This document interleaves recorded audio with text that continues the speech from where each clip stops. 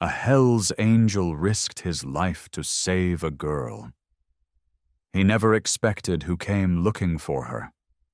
The rain hit like nails against Ethan Cole's leather vest as his motorcycle roared through the empty highway. Lightning cracked open the sky, and for a second, the whole world turned white. Then it went dark again, darker than before. Ethan didn't slow down. He had ridden through worse storms than this one. His hands, thick and scarred from years of gongzuo on engines, gripped the handlebars with a calm sort of strength. Water ran down his bald head and dripped off the edge of his gray beard. His arms, covered in faded tattoos, a skull here, a cross there, a name he never talked about, felt the cold, but he didn't care. The cold never bothered him much. Not anymore. At 45 years old, Ethan Cole looked like trouble. That's what people saw first. The leather vest with the patch on the back, the wide shoulders, the rough face that had seen too many hard years. Mothers pulled their kids closer when he walked into a gas station. Store clerks watched him a little too carefully. People crossed the street without even realizing they were doing it. Ethan understood why. He looked exactly like the kind of man his vest suggested he was. Dangerous. Wild. Someone to stay away from. Before you continue listening, please let me know where in the world are you watching from today. Now back to the story, but looks only. Tell half the story, and most people never bothered to learn the rest. Just last week, Ethan spent 3 hours in his garage, fixing a busted transmission for a young veteran named Tommy, a kid who lost his leg overseas and couldn't afford the repair bill. Ethan didn't charge him a dime. He told Tommy the part was already paid for, which was a lie. But a good one. The kind of lie that let a man keep his pride. Before that, he'd been leaving bags of groceries on old Mrs. Petrino's porch every Friday for the past 2 years. She never knew who left them. She just knew that somehow, when her fixed income ran thin, food showed up. Ethan liked it that way. Quiet. No thanks needed. That was how Ethan lived. Kindness without a name attached to it. He'd learned a long time ago that helping people wasn't about being seen. It was about doing the right thing when nobody was watching. The storm grew worse as he rode further down the empty road. Wind pushed against him like a hand trying to shove him off his bike. Rain soaked through his jeans, through his boots, until his whole body felt like ice. He thought about pulling over, waiting it out somewhere dry. But there wasn't much out here. Just empty fields, dark trees bending in the wind, and long stretches of nothing. Then he saw it. An old roadside diner, the kind that had been closed for years. Its sign hung sideways, half the letters burned out, and the windows were boarded up with warped plywood. The parking lot was cracked and overgrown with weeds. Ethan had passed this place 100 times over the years. Nobody ever stopped here anymore. He was about to ride right past it, same as always, when something stopped him. A sound. Thin. Small. Almost swallowed up by the wind and rain. Ethan eased off the throttle, letting his bike slow down. He turned his head, listening hard, water dripping off his chin. For a moment, there was nothing but thunder rolling in the distance. Then he heard it again. A cry, high-pitched, scared. It was coming from behind the diner. Ethan's stomach tightened. He told himself it was probably an animal, a cat caught out in the storm. Maybe a raccoon hurt on the road. That's what made sense. That's what a smart man would believe, and then keep riding. But something about the sound crawled under his skin and wouldn't let go. It didn't sound like an animal. It sounded like a child. Ethan sat there for a moment, rain hammering his shoulders, engine idling beneath him. The smart thing to do was keep going, find shelter, get warm. This storm wasn't a place to go looking for trouble. But Ethan had never been a man who could ride away from a sound like that. He turned the handlebars, easing his bike off the highway and into the cracked, weed-covered lot of the abandoned diner. The wheels bumped over broken pavement as he moved slowly toward the sound, toward the back of the building, where the cry seemed to be coming from. He killed the engine and swung off the bike, boots hitting a puddle that splashed up past his ankles. He didn't feel it. His eyes were fixed on the dark space behind the diner, where the shadows pooled thick between a rusted dumpster and a stack of broken crates. "Hello?" he called out, his voice rough but not loud. He didn't want to scare whoever or whatever was back there. "Anybody hurt?" The crying stopped. Ethan stood still, rain running down the back of his neck. He waited. Thunder rumbled somewhere far off, softer now, the storm starting to move on. Then he heard a small shuffle, like someone pressing themselves harder into a corner, trying to disappear. "I ain't gonna hurt you," Ethan said. He kept his hands open at his sides, the way he might approach a spooked dog. "I heard you crying. Just want to make sure you're okay." Slowly, he stepped around the dumpster.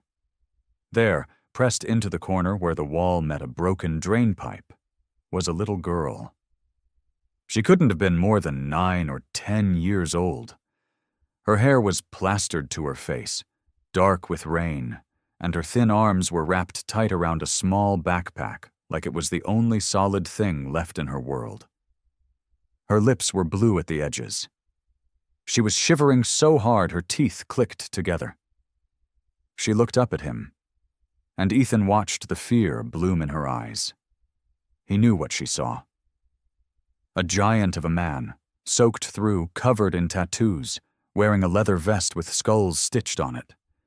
He knew that look. He'd seen it 1,000 times. "Please," she whispered, her voice cracking. "Please don't tell them where I am." "Tell who?" Ethan asked gently, crouching down so he wasn't looming over her anymore. His knees popped, protesting the cold and the years, but he ignored it. "Nobody's here but me, sweetheart. What's your name?" She didn't answer right away. Her eyes darted past him, towards the parking lot, toward the road, like she expected someone to come tearing out of the rain any second. "My name's Ethan," he said, keeping his voice low and steady. "I'm not going to hurt you. I promise you that." Slowly, the girl's shoulders eased down, just a little. "Lily," she finally said. "Lily. That's a real pretty name." Ethan noticed then the way she held her left arm close to her body, awkward and stiff. A long scrape ran from her elbow down to her wrist, raw and angry looking, mixed with mud and rain. "You're hurt." Lily flinched when he reached toward her, but he stopped himself before he touched her, letting her see his hands, letting her decide. "I got a jacket," Ethan said. He shrugged out of it, the leather heavy and worn, and held it out to her instead of the vest, which was soaked through anyway. "It's warm. Well, warmer than sitting out here freezing." After a long moment, Lily reached out and took it. She wrapped it around her small shoulders, swallowed up in it like a kid playing dress-up in her father's clothes. It seemed to give her something. Not just warmth, something like safety. Ethan pulled a small first aid kit from the saddlebag on his belt. The one he always carried since his years working on engines had taught him that injuries came fast and without warning. He cleaned the scrape on her arm carefully, his big hands moving with a gentleness that seemed impossible for someone built like him. "There," he said, wrapping a strip of gauze around it. "That'll hold till we get you somewhere dry." Lily watched him the whole time, her eyes wide, still wary. But something in them had started to shift. "Lily," Ethan said carefully, "why are you out here all alone? Where's your family?" Her face crumpled, and for a second Ethan thought she might cry again. Instead, she pulled the jacket tighter around herself and whispered, "They're looking for me." "Who is?" She shook her head fast, like even saying it out loud might summon them. "I can't tell you. If they find me, they'll—" She stopped, biting her lips so hard it nearly bled. "Lily," Ethan said, his voice low and even, "are these people dangerous?" Lily looked up at him, rain still dripping from her hair, her eyes suddenly older than they should have been. "They killed someone," she whispered, "and if they find me, they're going to kill me too." Ethan's jaw tightened, but he kept his face calm. Kids could smell fear on a grown-up just as easy as they could smell it on each other. "Okay," he said. "Let's get you somewhere dry first. Then we'll figure out the rest." He scooped her up before she could protest, careful of her hurt arm, and carried her around to the front of the diner. The door hung crooked on one hinge, but it still shut behind them, cutting off most of the wind. Inside smelled like dust and old grease, but it was dry. Moonlight came in through a cracked window, enough to see by. He set her down on top of an old counter, the stool seats long gone, just metal poles sticking up from the floor.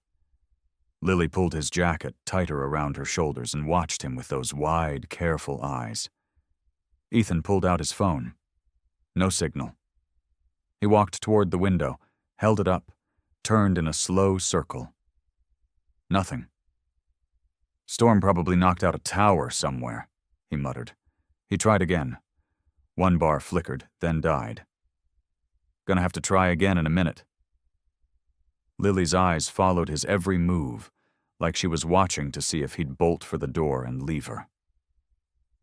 "You said someone got hurt," Ethan said gently, sitting down on an overturned crate across from her, keeping distance so she wouldn't feel cornered. "Can you tell me what happened?" Lily's fingers picked at a loose thread on the jacket sleeve. "I was supposed to be at my friend's house," she said quietly, "but her mom couldn't pick me up, so I was walking home. I cut through the back lot by the old charity building, the one with the food bank." Ethan nodded slowly, letting her keep going at her own pace.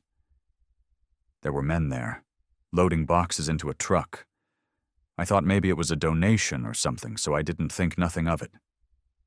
Her voice started to shake. But then one of the boxes fell, and papers went everywhere, and one of the men got real mad. He said... She stopped. "It's okay," Ethan said. "Take your time." He said if anybody found out what was really in those boxes, they were all going to prison forever. Lily's eyes filled up again. "And then another man saw me. He pointed right at me and yelled for the others to grab me." "You ran," Ethan said. She nodded, quick and small. "I ran so fast, I hid in a drain pipe for like an hour. Then I kept running until I couldn't run anymore, and I ended up here." Ethan's mind was already working, turning the pieces over. Boxes. A charity building. Grown men willing to chase down a little girl to keep her quiet. This wasn't some small-time trouble. This was something ugly. "Lily," he said carefully, "do you know what was inside those boxes?" She shook her head, but something flickered across her face, something she wasn't saying. Ethan noticed the way her hand pressed tighter against the backpack in her lap, like she was protecting it without even realizing she was doing it. He didn't push. Not yet. Trust wasn't something you could rush, not with a kid who'd just watched grown men turn into monsters right in front of her. "All right," he said instead. "We'll get you somewhere safe, and we'll call the police the second I get a signal. Nobody's taking you anywhere unless I know exactly who they are." Lily managed the smallest nod, like she wanted so badly to believe him. That was when Ethan heard it. The low growl of engines, more than one, coming down the road outside. Tires crunched over wet gravel, headlights swept across the cracked window, throwing long white beams across the dusty floor. Lily froze, every bit of color drained from her face. "They found me," she whispered, her voice barely more than air. Ethan stood, moving between her and the door without even thinking about it, his body already shifting into the kind of stillness that came before trouble. Doors slammed outside. Boots hit gravel. Voices called out, low and urgent, but with an edge underneath the politeness, the kind of edge Ethan had learned to recognize a long time ago. "Hey, we're looking for a little girl. Ran off during the storm. You seen her?" Another voice, closer now, footsteps crunching toward the diner door. "She's ours. We just want to bring her home safe." Ethan looked back at Lily once. She was pressed against the counter, shaking her head, her lips forming the word "no" over and over without any sound coming out. "Stay right there," he told her, low and steady. "Don't move." He walked to the door and stepped outside, pulling it shut behind him so only a sliver of the diner showed through the crack. The rain had eased up some, but the wind still cut sideways, and 3 trucks sat parked in the gravel lot, headlights blazing, engines idling like they were ready to bolt the second they got what they came for. 4 men stood near the trucks. One had a flashlight pointed at the ground, which struck Ethan as strange right away. If you were looking for a scared little kid, you shined that light everywhere. Into bushes, under porches. You called her name soft and worried.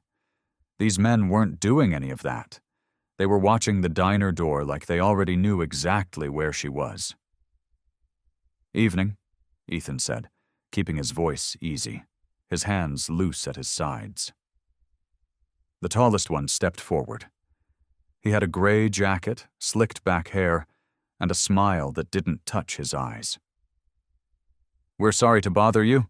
We're looking for a girl, about 9-10 years old, brown hair. She got separated from her family during the storm." "That's so," Ethan said. "Real worried about her," the man added. "Her mother's beside herself." Ethan let that sit a second. Something about the way the man said mother felt rehearsed, like a line he'd practiced in the truck on the way over. And Ethan had spent enough years around liars, in bars, in prison yards, in back rooms where deals went bad, to know when somebody was reciting a story instead of living it. "Funny," Ethan said. "Man worried about a lost kid usually sounds a little more shook up than you do." The smile flickered. Just for a second. But Ethan caught it. "We've been driving around for hours," the man said, his tone sharpening now, losing its polish. "Look, we don't have time for this. Is she in there or not?" Behind Ethan, through the cracked door, he heard Lily's breath catch. One of the other men, younger with a nervous kind of energy, moved a few steps closer to the truck bed, and Ethan caught sight of something dark stuffed under a tarp. Rope, maybe, or something worse. That settled it. "Nobody's in here but me," Ethan said.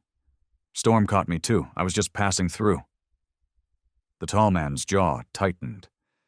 He looked past Ethan at the diner, at the crooked door, at the sliver of moonlight cutting through the gap. "Mind if we take a look?" he said, already stepping forward. "Yeah," Ethan said. "I do mind." The man's face changed completely then. All the fake worry dropped away like a mask sliding off, and what was left underneath was cold and hard and mean. "You don't want to make this difficult," he said. "That girl saw something she wasn't supposed to see. We just need to talk to her." There it was, the truth, slipping out before the man even realized he'd said it. Ethan's whole body went still, the way it used to back when trouble was about to start, and there was no more room for talking. These men weren't family. They weren't friends. They were the very thing Lily had been running from, and they'd just admitted it out loud. Get in your trucks, Ethan said, his voice dropping low and flat. Turn around. Leave. The man laughed, short and ugly. You don't know who you're messing with. Neither do you, Ethan said. He didn't wait to see what happened next. He spun back toward the diner, shoved the door open, and scooped Lily up off the counter in one motion, ignoring her small cry of surprise. She grabbed the backpack and clutched it to her chest as he carried her through the back of the building, past the broken kitchen, toward the rear exit he'd noticed on the way in. Shouts erupted behind them, boots pounding across gravel, a truck engine revving hard. Ethan didn't look back. He kicked the back door open and ran into the rain, with Lily held tight against his chest, his motorcycle waiting just beyond the tree line, and behind him the men were already moving to cut them off. The old garage sat behind a stand of pine trees, half a mile off the main road, easy to miss unless you knew it was there. Ethan had bought it years back with money he'd saved from fixing bikes on the side. Back before the club, back before everyone started calling him by a name that wasn't his own. He kept it quiet. Didn't put his name on anything. Just a place where he could work with his hands and not think about the rest of the world for a while. He got the motorcycle inside and pulled the big metal door shut behind them, the sound echoing off the concrete floor. Lily was still shivering, her clothes soaked through, her small hands white from holding on to him so tight during the ride. You're safe, Ethan said, setting her down gently on an old wooden stool near the workbench. Nobody followed us. I made sure. She didn't say anything. She just wrapped her arms around herself and stared at the floor. Ethan found a stack of clean shop towels and an old flannel shirt he kept for cold nights, and he handed them to her along with a bottle of water from the mini-fridge in the corner. Bathroom's back there, he said, pointing. Get dry, I'll heat up some soup. Got a can of chicken noodle somewhere unless the mice beat me to it. That got the smallest flicker of a smile out of her, gone almost as quick as it came, but Ethan saw it. While she changed, he moved around the garage, checking the windows, making sure the old blinds were pulled tight so no light leaked out. He plugged in a small space heater and set it near the stool, then heated the soup on a hot plate he used when he pulled all-nighters on engine repairs. When Lily came back out, swallowed up in the flannel shirt that hung past her knees, she looked smaller somehow. Younger. She sat back down on the stool and took the bowl of soup he offered, holding it with both hands like it might disappear if she let go. You don't have to talk about it, Ethan said, settling onto a crate across from her. Not until you're ready. But whenever you are, I'm listening. Lily blew on a spoonful of soup, her eyes fixed somewhere far away. Minutes passed. Ethan didn't push. He'd learned a long time ago that some folks needed silence more than questions, and he figured a scared kid was no different. Finally, she spoke. They were at the old warehouse, she said quietly. Behind my school. I wasn't supposed to be there. I was just cutting through because it started raining hard and I wanted to get home faster. Ethan kept still, letting her talk at her own pace. There were men moving boxes out of a truck, and they were arguing about money, about papers. One of them said something about making sure nobody ever found out. She swallowed hard. I got scared and I hid behind some crates. I had my phone out because I was texting my mom, Claire, to tell her I'd be late, and I started recording. I don't even know why. I guess I wanted proof, in case anyone didn't believe me. Ethan's chest tightened. You have a recording? Lily nodded slowly. She reached into the small backpack she'd refused to let go of the entire night, and pulled out a phone with a cracked corner. It's hidden, she whispered. I put it inside a case that looks broken, so if they took my backpack, they wouldn't think to look. There's a file on it. Video. I haven't watched it since. I'm too scared. Ethan looked at the phone in her small hands and understood, finally, exactly what those men outside the diner had been so desperate to find. This wasn't just a frightened kid who wandered off during a storm. This was the one witness standing between those men and whatever crime they were trying to bury. "You did the right thing," Ethan said, "keeping that safe." Lily's eyes welled up. "Are they going to find us?" Before Ethan could answer, the lights in the garage flickered once, then went dark. The hum of the space heater died. Outside, gravel crunched under tires, slow and deliberate, followed by the sound of multiple doors opening and closing. Ethan moved fast, pulling Lily off the stool and pressing a finger to his lips. Through a gap in the blinds, he saw flashlight beams sweeping across the front of the garage and shadows of men spreading out around the building, boxing them in. Ethan didn't wait to see how many men were out there. He grabbed Lily's backpack in one hand and her small wrist in the other, pulling her toward the back of the garage where a narrow door led out to the tree line. His heart was pounding, but his voice stayed steady. "We're going out the back," he whispered. "Stay low, stay quiet, and don't let go of my hand." Lily nodded, too scared to speak, and together they slipped through the door into the wet darkness. Rain had softened to a drizzle, but the ground was still soaked, and their feet sank into mud as they cut through the trees behind the garage. Ethan kept glancing back, watching for flashlight beams, listening for footsteps. None came. Whoever those men were, they hadn't found the back way out yet. He led Lily through the woods to where he'd stashed a second bike months ago, an old habit from years of always having a way out. It wasn't much to look at, rusted in places, but the engine turned over quiet and smooth.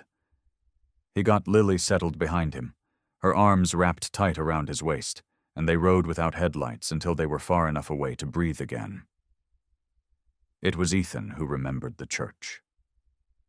St. Anthony's sat on the edge of town, a small brick building with a cross on top that lit up at night. Ethan had helped fix their old delivery van once, years back, and never took a dime for it. The pastor told him then that if he ever needed anything, the doors would always be open. Ethan hoped that was still true. They arrived a little after midnight, soaked and exhausted. A volunteer named Miss Ruth, an older woman with kind eyes and silver hair pulled back in a bun, met them at the side entrance. She didn't ask questions about the tattoos on Ethan's arms or the leather vest he wore. She only looked at Lily, small and shaking, and opened the door wider. "Come in out of the cold, sweetheart," she said gently. "We've got warm blankets and hot cocoa. Would you like that?" Lily looked up at Ethan first, like she needed his permission, and he nodded. That small gesture, the way she checked with him before trusting a stranger, hit him harder than he expected. Inside, Miss Ruth set Lily up in a quiet corner of the fellowship hall with a thick blanket and a mug of cocoa. She talked to her softly about nothing important: the weather, a cat that lived behind the church, silly things meant to ease a frightened mind. Slowly, Lily's shoulders started to relax. She even laughed once, a small sound, when Miss Ruth described the cat's habit of knocking hymnals off the shelf. Ethan stood near the doorway, watching. He didn't try to join the conversation. He simply stayed close, a silent wall between Lily and whatever might still be out there in the dark. Later, when Miss Ruth stepped away to fetch more blankets, Lily looked over at Ethan with tired eyes. "You didn't have to bring me here," she said. "You could have just left, called the police and gone home." Ethan sat down on the bench across from her. "I made you a promise," he said simply. "As long as I'm standing, nobody's taking you. That promise doesn't come with an expiration date." Lily studied him for a long moment, the way kids do when they're deciding whether to believe an adult. Something in her face softened. "Okay," she whispered. "I believe you." It wasn't much, just 3 small words. But to Ethan they felt like the first real crack in the wall she'd built around herself since the storm began. They stayed like that for a while, quiet and safe, until the sound of the front door's opening echoed down the hallway. Ethan stood immediately, positioning himself between Lily and the entrance, every muscle tense and ready. A woman stepped into the fellowship hall, her coat dripping with rain, her eyes scanning the room until they landed on Lily. Relief washed over her face, followed quickly by something else, confusion, maybe, as her gaze moved to Ethan. "Lily," the woman said, rushing forward. Then she stopped, staring at Ethan like she couldn't quite believe what she was seeing. "You're Ethan Cole," she said slowly. "I never thought I would meet the man who saved my father's life." Ethan stared at her, his mind trying to catch up with his ears. "Your father?" The woman nodded, pulling off her wet coat and draping it over a chair without really looking at it. Up close, Ethan could see the resemblance now, something around the eyes, the same way Lily tilted her head when she was thinking hard about something. "Claire Morgan," she said, holding out a shaking hand. "Daniel Morgan was my father. Lily is my niece. I'm her legal guardian now." Lily had gone still on the bench, watching the woman with an expression Ethan couldn't quite read. Not fear, exactly. Something more like relief mixed with sadness. "Aunt Claire?" Lily said softly. Claire crossed the room in 3 quick steps and knelt down in front of her, taking both of Lily's small hands in hers. "I've been looking everywhere for you. When they called and said you were missing, I thought—" Her voice broke off. She pressed her lips together and took a breath before she could keep talking. "I'm just glad you're safe." "Mr. Ethan kept me safe," Lily said quietly. Claire looked up at him again, and this time there were tears in her eyes. "I know," she said. "I know exactly what he did for you. It's the same thing my father would have done." Ethan lowered himself onto the bench across from them, his legs suddenly feeling unsteady in a way that had nothing to do with the long night of riding. "Daniel Morgan," he said, testing the name out loud like it might disappear if he said it wrong. "I haven't heard that name in 20 years. "He talked about you," Claire said. "Not often. But when he did, he always said you were one of the best men he ever knew. He said people judged you for your vest and your bike, but they never bothered to look past it." Ethan's throat tightened. He remembered Daniel clearly now, the two of them barely out of their 20s, Daniel pulling him out of a burning car after a wreck that should have killed them both. Daniel never once treated him like a criminal, not even when the whole town did. "Where is he?" Ethan asked, though something in his gut already told him the answer wouldn't be good. "I'd like to see him again. Thank him properly this time." Claire's face crumpled. She looked down at Lily, who had gone very quiet, staring at her hands in her lap. "My father died 3 weeks ago," Claire said. "He was investigating something, a group of men connected to a local charity, stealing money that was supposed to go to families in need. He found evidence, real evidence, but before he could hand it over to the right people, there was an accident." "An accident," Ethan repeated, and the word tasted wrong in his mouth. "That's what the official report says." Claire's jaw tightened. "I don't believe it.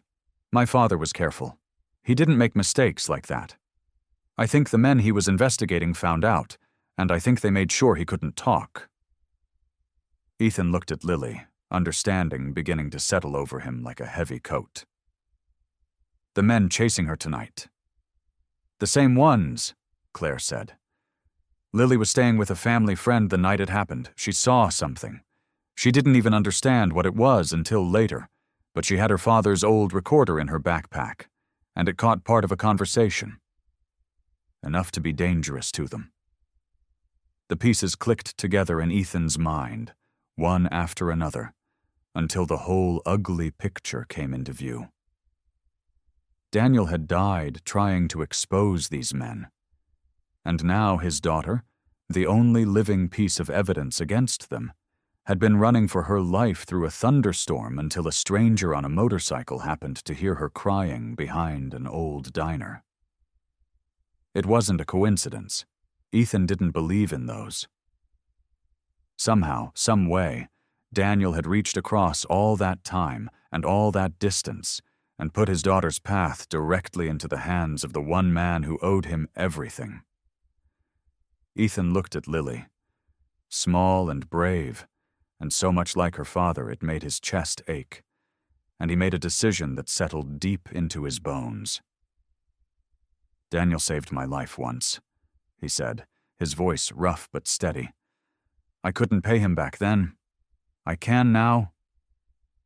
He reached out and gently squeezed Lily's shoulder. "I promise you, on his memory, nobody is going to hurt you, not while I'm still breathing. We're going to find out what really happened to your father, and we're going to make it right." The clubhouse sat at the edge of town, a long metal building that used to be a warehouse before the Hells Angels took it over and made it their own. Ethan pulled his motorcycle up to the gate first, with Claire following in her car. Lily buckled into the back seat and staring out the window with wide eyes. "This is where your friends are?" Lily asked when Ethan opened the car door for her. She looked at the row of motorcycles parked out front, the leather vests hanging over the porch railing to dry from the rain, the big men moving around inside the open garage door. "They're good people," Ethan told her. "I know they don't look like it, but trust me." Lily didn't look convinced. She pressed close to Claire's side as they walked toward the entrance, her small hand gripping the strap of her backpack like it was the only solid thing left in her world. Victor Hayes was the first to meet them at the door. He was a big man, bigger than Ethan even, with a gray beard and arms covered in faded tattoos. When he bent down to get a better look at Lily, she flinched and stepped back. Victor stopped moving right away. He lowered himself onto one knee, slow and careful, so he wasn't looming over her anymore. "Hey there," he said, his voice gentler than Lily expected. "You must be Lily. Ethan called ahead and told us you'd be staying with us a bit. You hungry? Sarah made way too much chili, and somebody's got to eat it before Big Tom finishes it all himself." Lily blinked at him, unsure how to respond to a giant man offering her chili in a gravelly voice. "It's okay," Claire said softly, giving her a small nudge forward. Inside, the clubhouse was nothing like Lily imagined. There were couches with blankets folded over the backs, a kitchen table crowded with mismatched chairs, and a corkboard covered in photographs. Kids' birthday parties. Fundraisers for a burned-down animal shelter. A group photo of bikers handing out turkeys at Thanksgiving. A woman named Sarah, Victor's wife, brought Lily a bowl of chili without being asked twice, and set a cup of hot chocolate in front of her too, marshmallows floating on top. "You don't have to be scared here, sweetheart," Sarah said, sitting down across from her. "Everybody in this room would put themselves between you and trouble before they'd let anything happen to you." Lily ate quietly, watching everyone move around her. She noticed how careful they all were, how they kept their voices low around her, how they made sure she had a soft chair near the window, how nobody made her talk about what had happened unless she wanted to. Later that evening, while Claire and Ethan sat at the far table going over old case notes Daniel had left behind, Lily wandered towards the garage to look at the motorcycles up close. That's when she saw him. An old man stood outside near the garage entrance, struggling to push a grocery cart up the gravel path toward the bus stop. One of the wheels stuck and refusing to turn. He was thin and stooped, and the wind kept blowing his newspaper out from under his arm. Ethan walked out before Lily even realized he had left the table. He didn't say much to the old man, just nodded and crouched down to fix the wheel with a few quick turns of his pocket knife. Then he picked up the whole cart himself, easy as anything, and carried it the rest of the way up the path so the man wouldn't have to struggle anymore. "You didn't have to do that, son," the old man said, patting Ethan's arm. "Wasn't any trouble," Ethan answered, and Lily could see he meant it. There was no performance in it, no waiting for thanks.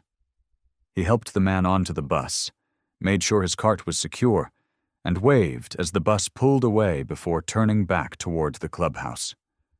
Lily stood in the doorway, watching him walk back through the gravel lot, rain starting to fall again in a light drizzle.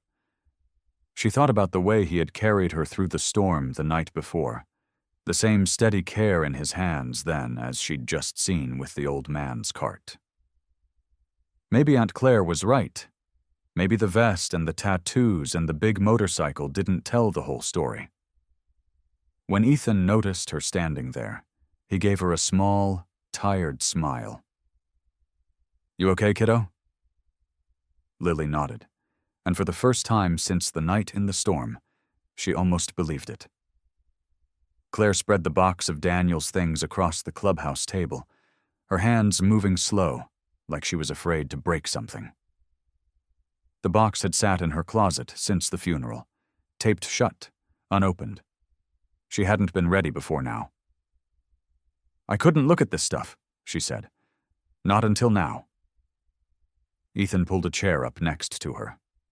Lily climbed onto the seat on the other side, close enough to see but far enough to feel safe. Inside the box were notebooks, a stack of old photographs, a folder of receipts, and a small recorder with a cracked case. Claire lifted out the notebooks first. Daniel's handwriting filled every page, small and careful. The letters slanted like he wrote fast, like he was always running out of time.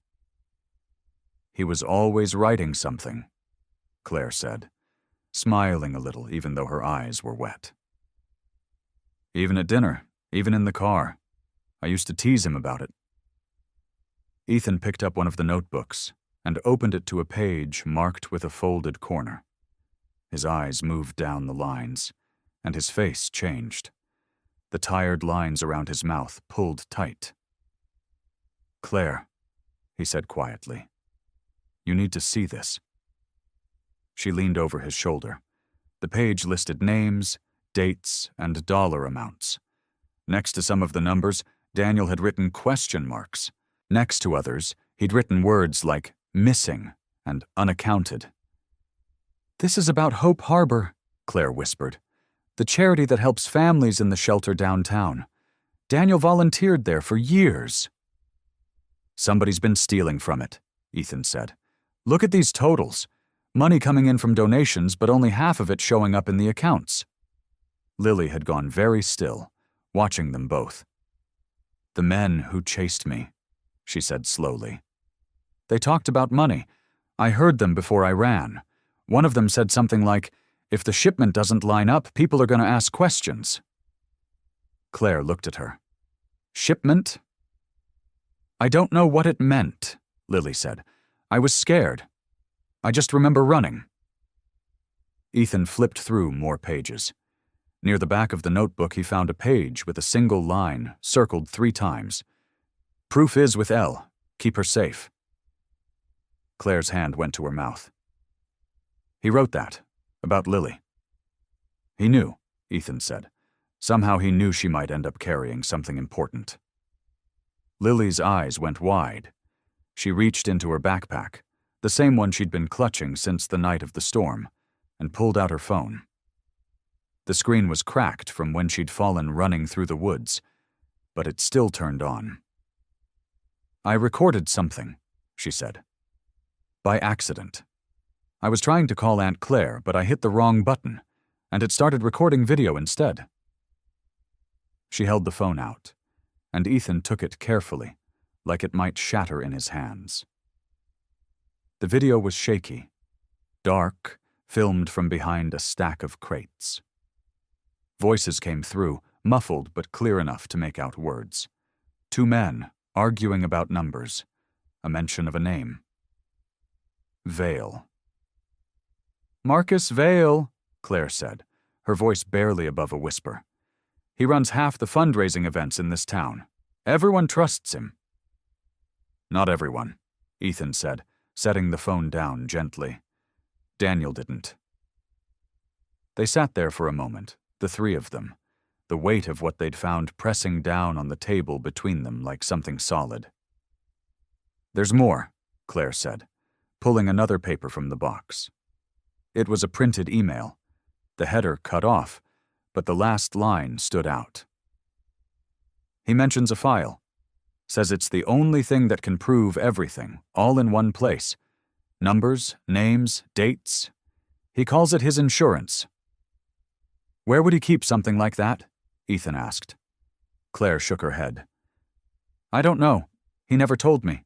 Maybe he didn't want me involved. Maybe he was trying to protect me." Lily looked down at her hands. "That's why they're after me," she said quietly. "Not just because of what I saw. They think I know where it is." Ethan reached over and put his hand gently on top of hers. "You don't have to know anything, kiddo. We're going to figure this out. Together." Claire nodded, but her eyes stayed on the notebook, on her husband's handwriting, on the words that felt like a message reaching across time. Somewhere out there was a file that could bring down a man everyone trusted, and the people looking for it weren't going to stop until they found it, or found Lily first. Claire closed the notebook and set it down on the table, her fingers still resting on the cover, like she wasn't ready to let it go completely. The clubhouse had gone quiet around them. Lily had wandered over to the old couch by the window, where Victor was showing her how to fold a paper airplane, his big hands surprisingly gentle with the small pieces of paper. Claire turned to look at Ethan. There was something in her eyes now, something that had been waiting to come out. "Can I ask you something?" she said. Ethan nodded. "Why did you disappear?" Her voice wasn't angry. It was just tired and honest. "Daniel talked about you for years after you two lost touch. He'd bring you up sometimes, out of nowhere. He'd say your name like he was still trying to figure out what happened, but he never told me the real reason, just that things got complicated." Ethan looked down at his hands. They were rough hands, scarred across the knuckles, the kind of hands that had fixed 1,000 engines and thrown a few punches he wasn't proud of. He turned them over like he was looking for an answer written somewhere on his palms. "Complicated," he repeated. "That's one way to put it." He was quiet for a moment. Claire waited. She had learned, somewhere in the last few days, that Ethan needed time to find his words. He wasn't a man who spoke quickly. "Daniel was climbing," Ethan finally said, "getting into real investigative work. People were starting to respect him, trust him. And I was—" He gestured at himself, at the vest, at the patches sewn onto the leather. "I was this, a Hell's Angel, 25 years old and already known by half the cops in 3 counties, not because I'd done anything wrong, but because of who I rode with." "That never mattered to him," Claire said. "It mattered to everybody else." Ethan's jaw tightened. "You have no idea what it's like, Claire. Walking into a diner and watching every single person shift in their seat. Walking past a woman on the sidewalk and watching her pull her kid closer. I got used to it. I told myself it didn't matter what people thought. But then I watched what it was doing to Daniel." "What do you mean?" "He started getting looks, too, just for being seen with me. Some of the guys he worked with, they'd ask him questions. 'Why are you friends with a biker? What's your connection to that club?' Small things at first, but I could see it building. I saw the way his boss looked at him after finding out we grew up together." Ethan shook his head. "Daniel never said a word about it. He never once asked me to stay away. That wasn't him. But I saw what it was costing him, and I couldn't let it keep costing him." So you left. I told him I was moving out of state. Told him the club needed me somewhere else. It wasn't true. I just needed him to stop paying for knowing me. Ethan's voice dropped lower. I thought if I disappeared, he could keep climbing, keep building the life he deserved, without dragging my name through it. Claire was quiet for a long moment. When she spoke again, her voice had changed. It was softer, but there was something firm underneath it, like she was about to correct a mistake that had gone uncorrected for far too long. Ethan, she said, Daniel never once thought you were dangerous. Ethan looked up. I mean it, Claire said. In all the years I knew him, he never talked about you like you were a risk to stay away from. He talked about you like you were the most loyal person he'd ever met. He used to say that you were the only person he trusted completely, because you never wanted anything from him. Not money, not favors, not status, just friendship. Ethan felt something tighten in his chest. He kept a photo of the two of you, Claire went on. From before.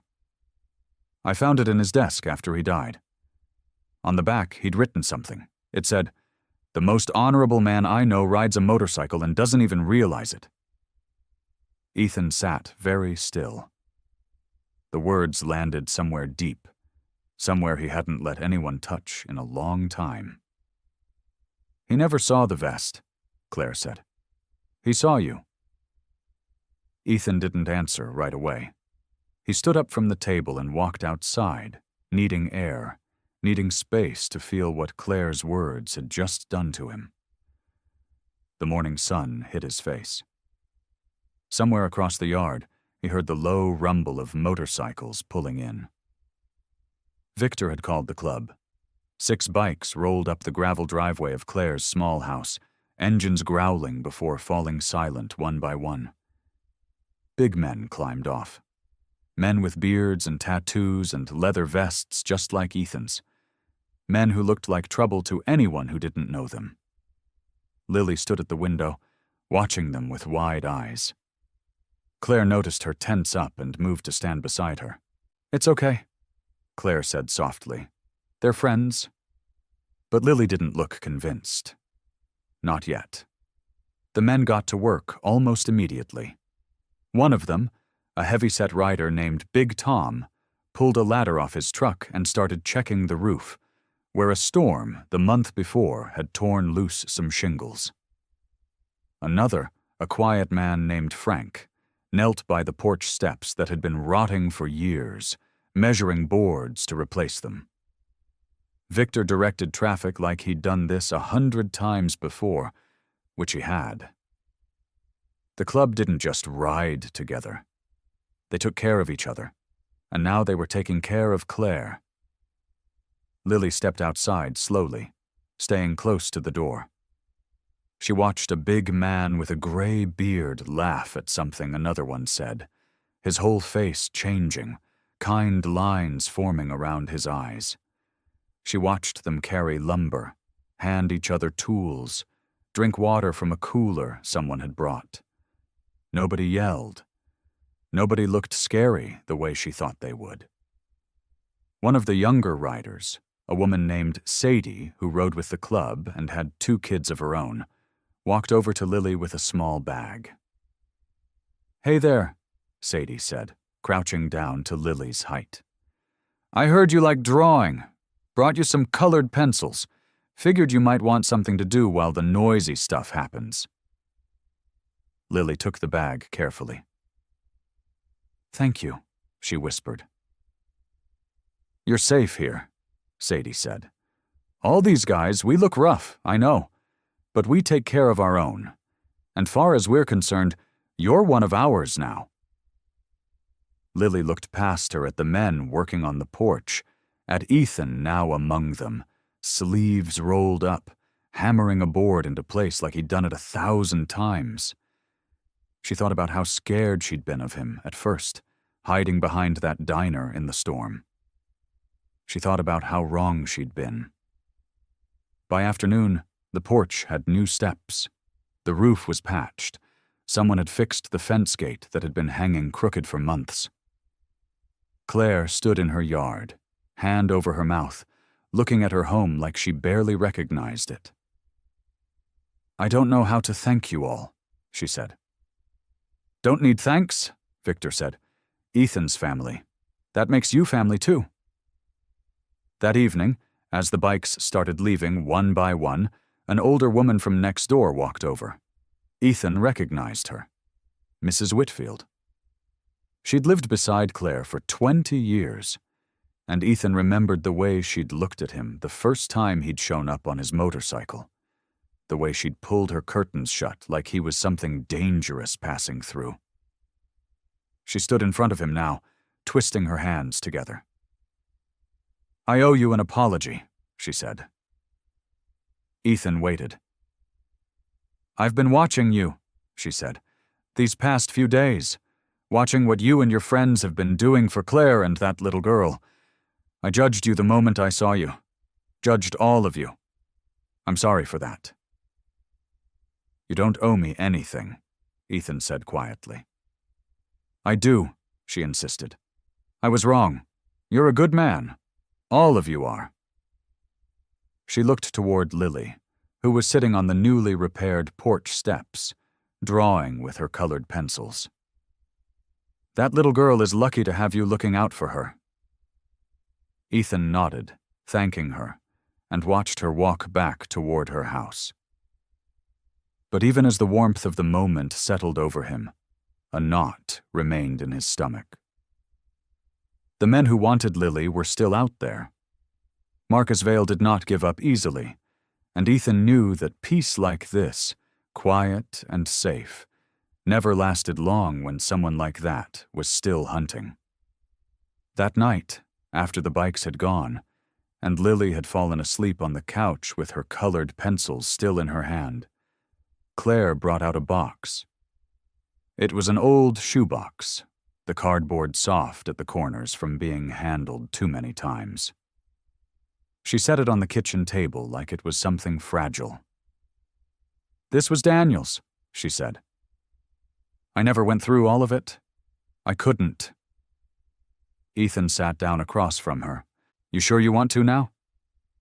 "I don't have a choice anymore." She lifted the lid. Lily's still in danger. If there's something in here that helps, I need to know. Inside were photographs, notebooks, a few old letters, and a small leather journal with a cracked spine.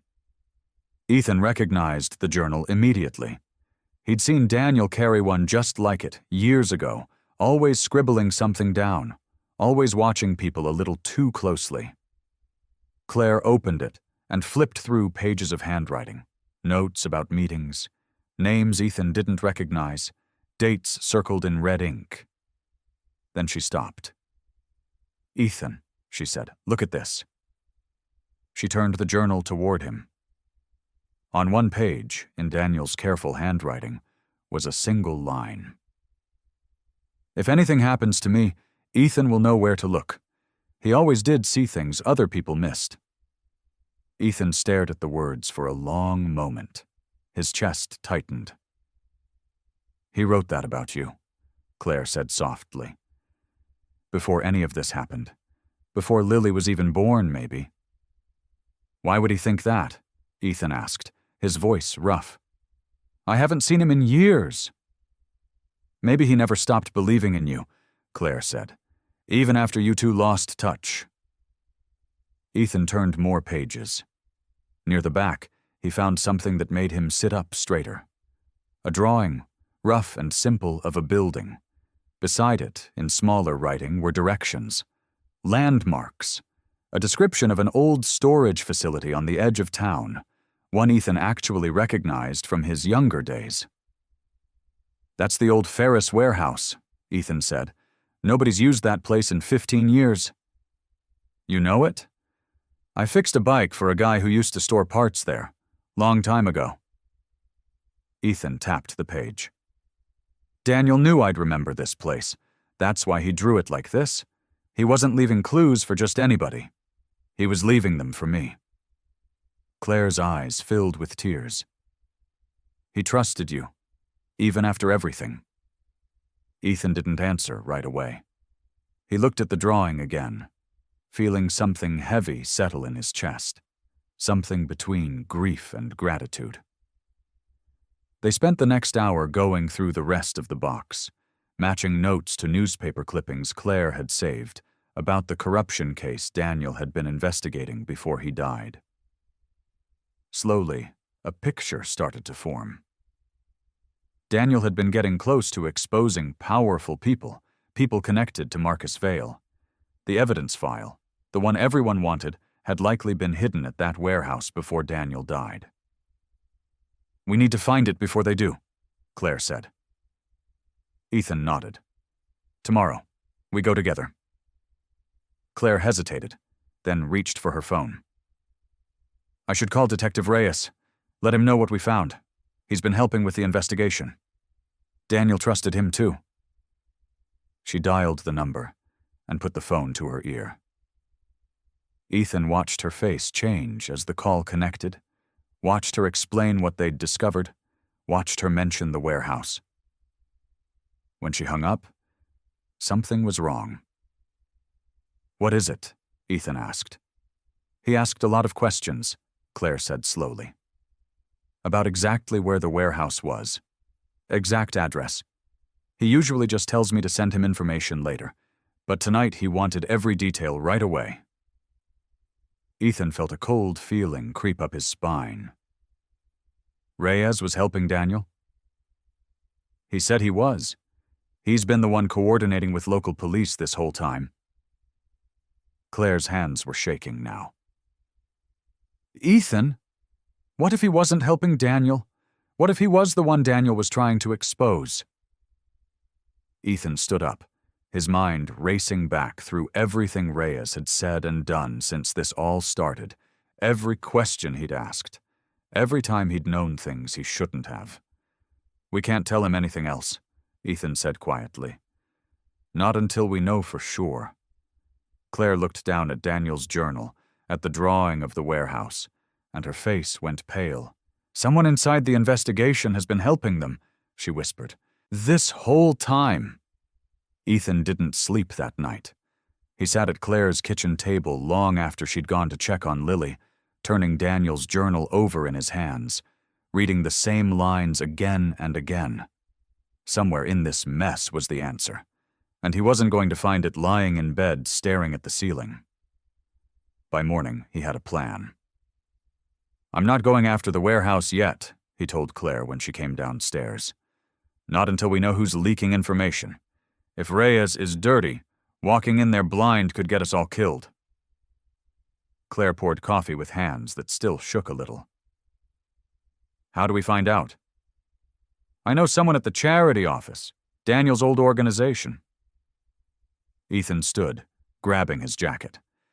If someone's been feeding information to Marcus Vale, it probably didn't start with Reyes. Somebody closer to Daniel's work had to be the first domino. He rode to the charity's offices, a squat brick building downtown with a faded sign that read Hope Foundation. He'd been there once before, years back, dropping off supplies for Daniel. The receptionist, a nervous young man named Tobias, barely looked up when Ethan walked in, wearing his leather vest. "I need to see the donation records," Ethan said, "specifically anything tied to the Morgan investigation." Tobias's eyes darted toward a back office. I don't have authorization to release those." "I'm not asking for authorization." Ethan kept his voice calm, but there was steel underneath it. "I'm asking for the truth." That was when a woman stepped out from the back office. Ethan recognized her from Daniel's old photographs. A woman named Patricia Holloway, the foundation's financial director. She smiled too quickly, too widely. "Can I help you with something?" "You can tell me why Marcus Vale's people knew exactly where Daniel Morgan hid his evidence," Ethan said. The smile vanished from her face like someone had wiped it away. For just a second, something flickered behind her eyes. Fear. "I don't know what you're talking about." "I think you do." Ethan stepped closer. Daniel trusted this place. He trusted the people here. Somebody used that trust. Patricia's hand moved toward her purse on the desk, slow and careful, like she was trying not to draw attention to it. Ethan noticed anyway. "Don't," he said, but she was already moving. She grabbed the purse and bolted for the back door, faster than Ethan expected from someone in heels. He lunged after her, knocking over a filing cabinet in the narrow hallway. But by the time he reached the door, she was gone, disappearing into a car that peeled out of the back lot before he could get close enough to read the plate. Ethan stood there, breathing hard, fists clenched. Tobias appeared behind him, pale and shaking. "She's been acting strange for weeks, taking calls in private. I thought maybe she was having an affair, but she was selling information," Ethan finished. He searched her office quickly before anyone could stop him, and found a burner phone taped beneath her desk drawer, along with a notebook filled with dates and numbers that matched the timeline in Daniel's journal. Patricia Holloway had been feeding details about Daniel's investigation to someone outside the Foundation for months. Whether that someone was Reyes directly or another link in the chain, Ethan couldn't be sure yet, but the connection was real. He called Claire from the parking lot. "Found our leak. She got away, but I've got evidence connecting her to Vale's people." "That doesn't help us if she's already told them everything," Claire said. "No," Ethan agreed grimly. "It doesn't." Miles away, in a rundown office above a shuttered auto parts store, Marcus Vale slammed his phone down on the desk, hard enough to crack the screen. Patricia's frantic call still rang in his ears, her voice shaking as she described the Hell's Angel who'd cornered her, the questions he'd asked, the evidence he was clearly getting closer to finding. "He knows," Marcus said to the room, his voice tight with fury. "The biker knows about the warehouse. He's going to find what Daniel hid, and once he does, everything falls apart." Ryan stood near the window, arms crossed, saying nothing. "We can't let him get there first," Marcus continued, pacing now. "And we can't risk that little girl remembering anything else, or worse, talking to the wrong person before we clean this up." He turned to face the others, his expression cold and final. "We're done waiting. Find the girl. Bring her to me. Whatever it takes." Ethan found Lily sitting on the back porch steps when he got home, her knees pulled up to her chest, the little backpack she never let out of her sight sitting beside her like a loyal dog. The afternoon sun was warm, but she looked cold, wrapped up small like she was trying to disappear. "Hey there," Ethan said, easing himself down onto the step next to her. His knees popped a little and he grunted. "Getting old?"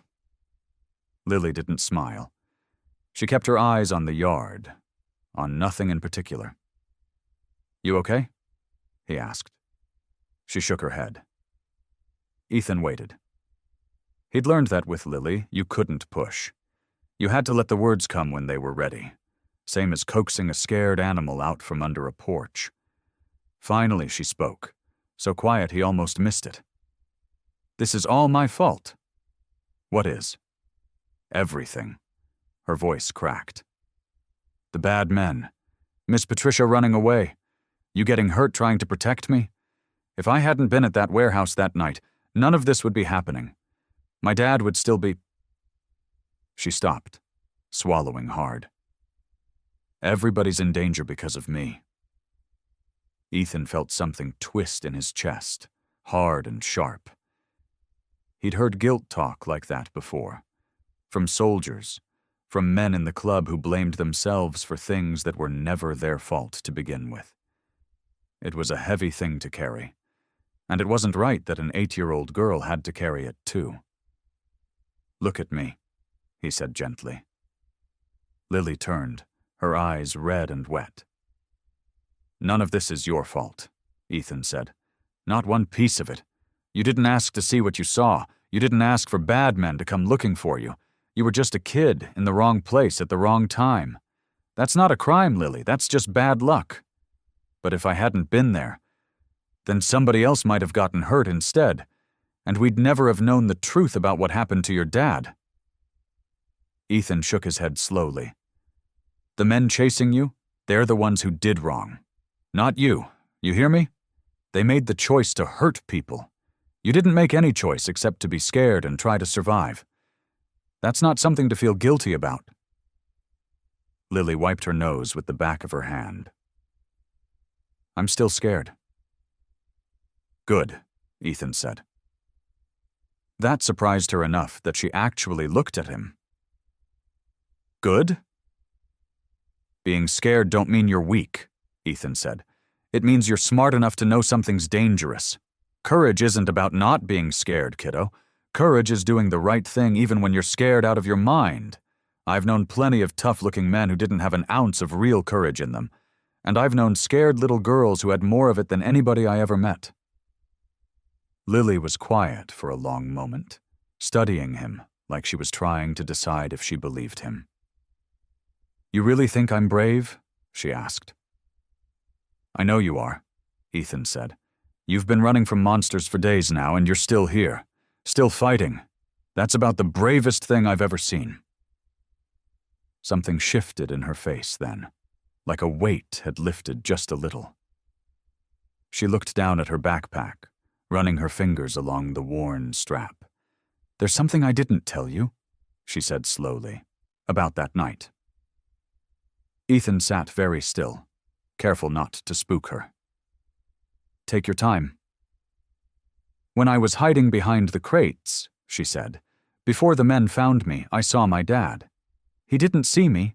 He was putting something behind a loose brick in the wall, near the old office door. I thought it was just a rock at first, but he pushed it in like it was supposed to come out again later. I forgot about it because I was so scared. But I remember now. It was the wall closest to the big red sign. The one that says, 'Danger, keep out.'" Ethan's heart started pounding. "You're sure?" Lily nodded, more certain now. "I remember because the brick had a little chip in the corner, shaped like a star. I noticed it because I like stars." Ethan called Claire that same night. She arrived within the hour, her car door slamming in the driveway, worry written across her face until Lily ran to meet her and told her what she remembered. "A brick with a star chip," Claire repeated, kneeling down to Lily's height. "Near the warehouse office door. Are you sure, sweetheart?" "I'm sure," Lily said, and this time her voice didn't waver. Claire looked up at Ethan. Something passed between them, a silent understanding. This could be it. This could be the thing Daniel died trying to protect. "The warehouse is still an active crime scene," Claire said, "but there might be a way in. Daniel had connections. One of them owes me a favor." By the next afternoon, they were standing outside the same warehouse where everything had started. Yellow police tape hung torn and faded across the door, flapping weakly in the wind. Claire's contact, an older security guard named Pete who used to work with Daniel, let them slip through a side entrance. "10 minutes," Pete said. "That's all I can give you before someone notices." Inside, the warehouse smelled like rust and old rain. Sunlight cut through broken windows in long yellow blades, lighting up dust that hung in the air like snow that never fell. Ethan kept close to Lily, one hand resting lightly on her shoulder, feeling her tremble, but also feeling her stand firm. "There," Lily whispered, pointing. "The red sign." They moved toward it, careful of broken glass and scattered debris. The sign hung crooked above a wall of old brick, faded letters still readable. "Danger. Keep out." Ethan ran his fingers along the bricks, searching. Claire did the same on the other side. Lily stood back, hugging her backpack, her eyes scanning the wall like she was looking for an old friend. "There," she said suddenly, stepping forward and pointing low, near the floor. "That one." Ethan knelt down. Sure enough, A small chip in the corner of one brick formed a shape. Rough but unmistakable. A star. His hands were steady as he pressed against the brick. It gave, sliding backward with a soft, grinding sound. Behind it was a small, hollow space, and inside, wrapped in plastic to keep out moisture, was a thick envelope. Ethan pulled it out slowly, like he was handling something sacred. In a way, he was.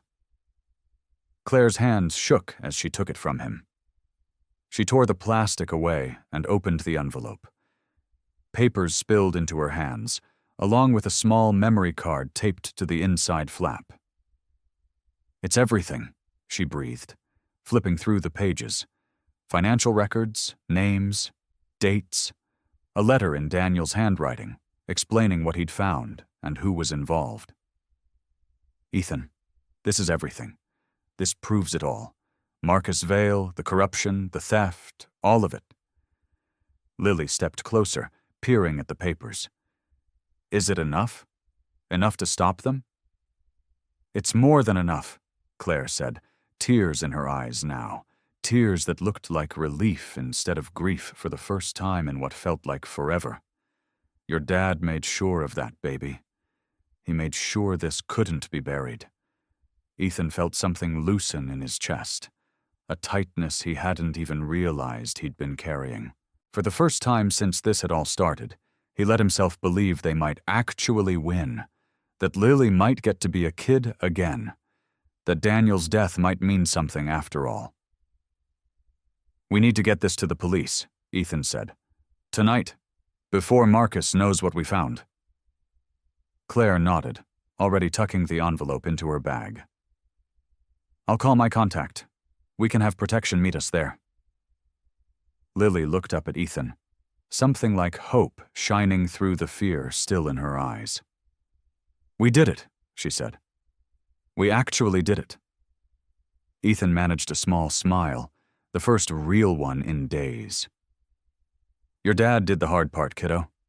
We just had to listen." They were still standing there, papers in hand, hope blooming warm in all their chests, when Ethan's phone buzzed in his pocket. He almost ignored it. Almost let the moment stretch a little longer. He didn't. He pulled it out and saw a photo attached to an unknown number. His stomach dropped before his mind even caught up with what he was seeing. Victor Hayes, bound and bruised, sitting in a chair with a rag stuffed in his mouth, fear etched deep into his eyes. Underneath the photo was a message. "Bring us the file, or your friend doesn't make it to morning." Ethan stared at the photo for 3 long seconds before his training took over. Victor, bound, bleeding from a cut above his eyebrow, the rag in his mouth. This was real. This was happening right now. "Ethan!" Claire's voice cut through the fog. "What is it?" He turned the phone toward her, and she went pale. "They have Victor," Ethan said, his voice flat and hard. "They want the file." "We can't give it to them," Claire said, but her hands were shaking as she said it. "Ethan, this is everything Daniel died for." "I know that." He rubbed his jaw, thinking fast. "We need to call Marcus's bluff. Get the police involved now, tonight, before anything else happens." His phone buzzed again. Another message, this time from a different number. "Claire's car, 2 blocks from the diner. Come alone. 15 minutes. Ethan's blood went cold. "They know where we are." "That's not possible," Claire said, but even as she said it, her eyes were darting toward the broken windows, like she expected faces to appear in them. "Stay here with Lily," Ethan said. "Keep the file. Keep her safe. I'll go see what they want." "Ethan, this could be a trap." "I know." He was already moving toward the door. "That's why you two need to stay put. Pete's watching the entrance. You'll be safe here for a few minutes." Lily grabbed his sleeve before he could leave. "Mr. Ethan, don't go." He knelt down, looking her in the eyes. "I'll be right back, kiddo, I promise." He shouldn't have said it. He would think about that later, replay it over and over like a wound that wouldn't close. He shouldn't have made another promise he couldn't be sure he could keep. He jogged the 2 blocks, heart hammering, scanning every parked car, every shadow. Claire's car sat exactly where the message said it would be, empty, doors locked, nothing wrong with it at all. No sign of danger, no sign of anyone. It took him only a second to understand. He spun around and ran back toward the warehouse faster than he'd run in 20 years, his lungs burning, his mind screaming the same word over and over. Decoy. Decoy. Decoy. By the time he burst through the side door, Pete was on the ground, holding his head, blood trickling from a gash near his temple. Claire was on her knees beside the brick wall, screaming Lily's name into the empty warehouse, the file still clutched against her chest, like it could somehow bring her daughter back. "They took her!" Claire sobbed when she saw Ethan.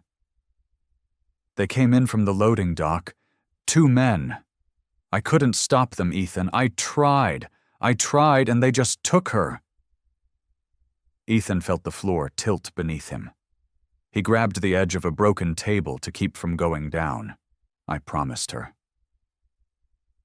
The words rang in his head like a bell that wouldn't stop tolling. "As long as I'm standing, nobody is taking you." He had said it, and meant it with every part of himself, and now Lily was gone, dragged out some back exit while he chased a car that was never going anywhere, while he fell for the oldest trick in the book. "This is my fault," he said, and his voice came out broken in a way he didn't recognize. "I left her. I actually left her. Ethan, look at me." Claire grabbed his arm, her own face streaked with tears, but her voice was steadier than he expected. "We don't have time to blame ourselves. We have to think." His phone buzzed one more time. He almost couldn't bring himself to look, but he did. A new photo. Lily, tied to a chair in some dim room, her eyes wide with fear, but her chin lifted, still fighting, even now. Beside her, Victor, still bound, still bleeding. "You have 1 hour. Come alone. Bring the file. No police, no club. Just you." An address followed, some abandoned property on the edge of town, far from anything Ethan recognized as safe. He stood there for a long moment, the phone heavy in his hand, the warehouse silent except for Claire's ragged breathing beside him. Every instinct told him to call Victor's brothers, to bring the whole club down on that address like a storm. But Marcus had made himself clear. One wrong move, and Lily and Victor both paid the price.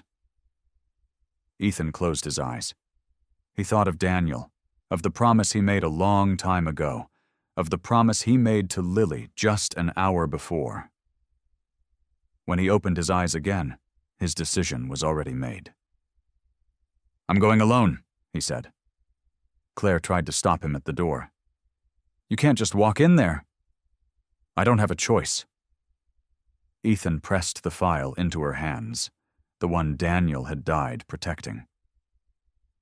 "You keep this hidden.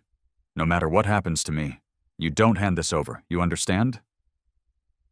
Claire's eyes were wet, but she nodded. "Ethan, please be careful." He didn't answer. He couldn't promise that this time. He just climbed onto his motorcycle and rode into the dark. The address led him to the edge of town, past the last streetlight, down a gravel road that ended at an old factory. It had been closed for years. The windows were broken out, and rust had eaten through the metal siding. Weeds grew up through cracks in the parking lot.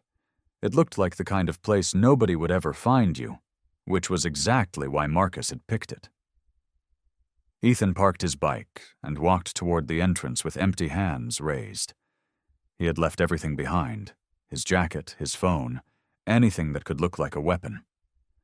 Marcus wanted to see surrender, so Ethan gave him surrender, at least on the outside. 2 men stepped out from the shadows near the door, guns held loose at their sides. One of them patted him down roughly, checking his pockets, running hands along his boots. Satisfied he was clean, the man shoved him forward. "Inside," he grunted. The factory floor stretched out before him, cold and hollow, lit only by a few work lights someone had strung up on extension cords. The ceiling rose high above, all exposed beams and broken skylights. In the center of the room, Lily sat tied to a metal chair, her small shoulders shaking. Victor was a few feet away, still bound, his face bruised but his eyes sharp and alert when they found Ethan's. Marcus stood near a folding table, arms crossed, watching Ethan with the calm look of a man who believed he had already won. "You came alone," Marcus said. "Smart." "Let them go," Ethan said. "You wanted me. I'm here." "I wanted the file." Marcus's voice was even, almost bored. "Where is it?" "Someplace safe. You get it after they walk out that door." Marcus smiled, but there was nothing warm in it. "That's not how this works." Ethan kept his eyes moving as he spoke, cataloging every detail without turning his head. 2 men by the door behind him. One more near Marcus, holding a phone instead of a gun, which meant he was probably recording something. A stack of metal drums against the far wall, the kind used for burning trash. A gas can sitting open beside them. His stomach dropped. That was not for burning trash. "You're going to destroy it," Ethan said quietly. "The file. That's the plan." Marcus didn't bother denying it. "Once it's gone, there's no case, no witnesses, no evidence. Everything Daniel Morgan spent years building disappears into smoke." He glanced toward Lily. "And so does the only person who saw us that night." Lily's whole body went rigid. Ethan felt something cold settle into his chest, a certainty he couldn't ignore. Marcus never intended to let any of them leave. The meeting point, the deadline, the demand to come alone. It was never a negotiation. It was a trap built to make sure nobody was left standing to tell the truth. Ethan's hands, still raised, curled slowly into fists at his sides. He thought about closing the distance to Marcus in 3 steps, about the years of strength in his shoulders and the anger burning through his veins. But there were 4 men in this room with guns, and Lily was tied to a chair 20 feet away. If he moved wrong, if he moved too soon, she would be the one who paid for it. He forced his hands to relax. He forced his breathing to slow. Strength wasn't going to get him out of this room. Marcus had already thought of every way brute force might fail. Ethan needed something else, something quieter, something that could turn 4 armed men and a room full of gasoline into an opportunity instead of a death sentence. He looked at Ryan, the youngest of Marcus's men, standing near the drums with the gas can, refusing to meet anyone's eyes. Ethan filed that away too. "All right," Ethan said slowly, keeping his voice calm even as his mind raced through every possibility. "Let's talk about how this actually happens." Marcus laughed, low and cold. "Talk all you want. It won't change anything." "Maybe not," Ethan said, "but you like talking. You like showing everyone how smart you are. So let me be smart for a minute." He took a small step to the side, angling his body so he could see Ryan without turning his head too much. The young man still stood near the drums, gas can at his feet, shoulders hunched like he was trying to disappear into himself. His hands trembled slightly around the can's handle. He was maybe 22, 23 at the most, too young for the hard lines already forming around his eyes. "You," Ethan said, nodding toward him. "What's your name?" The kid froze. He looked at Marcus first, like he needed permission just to speak. "Answer him," Marcus said, waving a hand. "Doesn't matter. None of this matters in 10 minutes. "Ryan," the kid muttered. "Ryan." Ethan kept his voice steady, gentle even, the same voice he used with scared animals and nervous kids. "You don't want to be here. I can see it on your face." "Shut up," one of the other men snapped. But Ethan didn't stop. He kept his eyes on Ryan. "You've been staring at that little girl since I walked in. Not like the others look at her. You keep looking away, like it hurts to see her tied up like that." Ryan's jaw tightened. He looked down at the gas can like it had suddenly gotten heavier. "Ignore him," Marcus said, but there was an edge creeping into his voice now, a thin crack in all that calm. Ethan pressed on, softer now. "I bet you didn't sign up for this. Not for hurting kids. Somebody promised you money or told you it was just a job, moving some papers around. Then it turned into this." He gestured slowly at Lily, at the drums, at the gas can. "This isn't what you agreed to, is it?" Ryan's eyes flicked up just for a second, and Ethan saw it. Fear, yes. But underneath the fear, something else. Shame. "He's trying to get inside your head," Marcus said, stepping closer to Ryan now, his voice sharpening. "Don't listen to him." "I'm not saying anything that isn't true," Ethan said. He kept his hands loose at his sides, his voice calm as still water. "Ryan, look at her. Really look at her. She's what, 9? 10? She's got a whole life ahead of her. You want to be the reason that life ends in a burned-down factory?" "Enough," Marcus snapped. But Ryan wasn't looking at Marcus anymore. He was looking at Lily, who had gone very still, her wide eyes locked on him like she was silently begging him to hear what Ethan was saying. "There's another way this ends," Ethan said quietly, taking a small step toward Ryan, ignoring the way the guards near the door shifted, guns rising slightly. "You helped me get her out. You helped me get Victor out. And when this is over, I promise you, I will stand next to you and tell the police exactly what you did, that you helped save a little girl's life. That matters. That counts for something, more than anything Marcus has ever promised you." Ryan's hands shook harder now. The gas can rattled softly against the concrete floor. "He's lying," Marcus said, but his voice had lost its smoothness. He sounded like a man watching control slip through his fingers. "I'm not lying," Ethan said, never breaking eye contact with Ryan. "I've spent my whole life being the guy people are scared of. I know what it feels like to be trapped by what everyone expects you to be.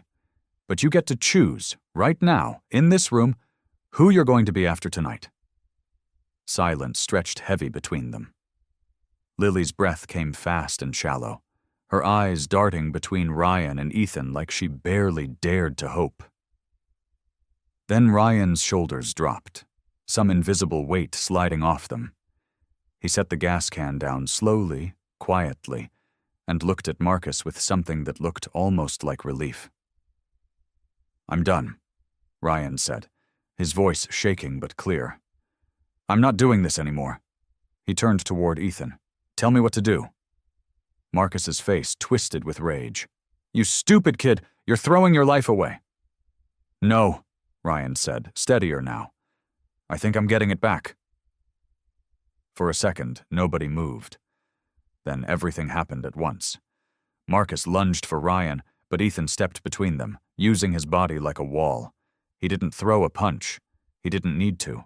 He simply planted his feet and let his size do the talking, forcing Marcus to stumble back a step. "Go," Ethan said to Ryan. "Get her free, now." Ryan moved fast, dropping to his knees beside Lily.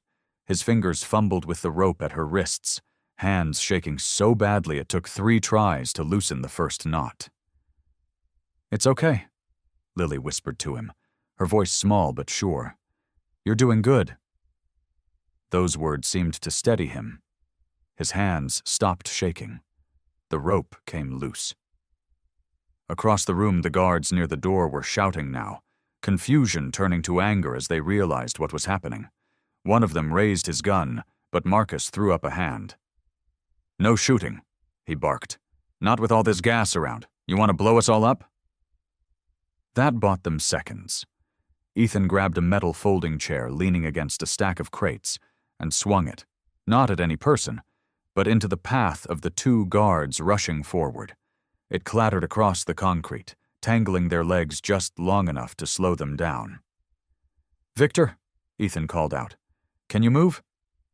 Victor Hayes, tied to a support beam near the back wall, had been working his own wrists loose during the commotion. Blood crusted along one side of his face from where Marcus's men had hit him earlier, but his eyes were sharp and alert. "Getting there?" Victor grunted, twisting his shoulder hard until the rope gave way. He stumbled forward, rubbing his wrists. "Knew you'd talk your way out of this one, Cole. You always were good with your mouth." "Less talking, more running," Ethan said, scooping Lily up as soon as Ryan freed her legs. She wrapped her arms around his neck, trembling but no longer frozen with fear. They ran. The factory floor stretched wide and dark, stacks of old crates and rusted machinery creating a maze between them and the exit. Ethan led the way, Victor and Ryan close behind, Lily held tight against his chest. Behind them, Marcus's voice roared through the building, ordering his men to stop them, to catch them, to not let them reach the doors. Footsteps pounded against concrete. A gunshot cracked somewhere behind them, wild and off-target, the bullet striking a metal drum with a deafening clang. "Keep moving!" Ethan shouted, cutting left around a stack of wooden pallets. Up ahead, moonlight spilled through a gap where a large loading door had been left part-way open. They burst through it into the cold night air, the storm from earlier finally clearing, leaving behind a sky scattered with stars and a chill wind that cut through Ethan's jacket. But there was no time to breathe. Behind them, the factory door slammed open again, and 3 men spilled out into the gravel lot, flashlights cutting through the darkness. "There!" one of them yelled. Ethan's legs burned as he ran, Lily bouncing gently against his chest, her small hands gripping his vest like she never wanted to let go. Victor and Ryan flanked him, all of them sprinting toward the tree line at the edge of the lot, praying for some kind of cover. That's when Ethan heard it. A low rumble in the distance, growing louder, deeper, like thunder rolling across the ground instead of the sky. Headlights appeared at the far end of the road, one after another, cutting through the darkness in a long, unbroken line. Motorcycles, dozens of them, engines roaring together in one deafening chorus, tires kicking up gravel and dust as they surged into the lot. Marcus's men skidded to a stop, flashlights swinging wildly toward the sound, faces caught somewhere between confusion and fear. At the front of the pack, Ethan recognized the shape of a familiar bike, leather vest catching the moonlight, patches he'd seen 100 times before. The Hells Angels had arrived. The bikes formed a circle around the gravel lot before the engines cut off, one by one, until the only sound left was the wind moving through the trees. Marcus's men stood frozen, flashlights shaking in their hands. They were criminals used to scaring people. They had never faced 50 Hells Angels stepping off their bikes at once, all of them looking like they had been waiting years for this exact moment. "Drop the flashlights," Victor said, stepping forward, blood still dried on his face. "Or we drop you." The guards didn't argue. Flashlights hit the gravel one after another. Red and blue lights came next, flashing over the tree line as police cars rolled up the road behind the motorcycles. Ethan's friend from law enforcement, a tired-looking man named Detective Hollis, stepped out of the lead car with his hand resting on his belt. "You couldn't wait for backup?" Hollis called out, looking at the wall of leather vests surrounding the lot. "We were the backup," Ethan said, still holding Lily close. It didn't take long after that. Marcus was placed in handcuffs, shouting threats that nobody listened to anymore. Ryan went quietly, his head down, but Ethan caught the detective's eye and gave a small nod. Hollis understood. Ryan would get a chance to tell his side of things. The backpack was recovered from where Marcus's men had thrown it near the crates. Inside, tucked into a hidden lining Lily had sewn herself months ago without fully understanding why her father told her to, was a small drive. Daniel's evidence. Names, dates, bank transfers, all of it proving that money meant for the charity had been stolen and funneled into Marcus's pockets for years. 2 days later, Claire sat across from Ethan at her kitchen table, the morning sun spilling through the window. Detective Hollis had come by to explain everything the police had found once they went through Daniel's files. He knew, Claire said quietly, staring at the papers spread across the table. He knew what they were doing months before he died. He was building his case, Hollis said gently. Piece by piece. He didn't want to move until he had enough to make sure nobody could walk away from it. Claire's hands trembled as she picked up a photograph, one of Daniel standing outside the charity office, smiling like he always did. Why didn't he tell me? Why didn't he ask for help?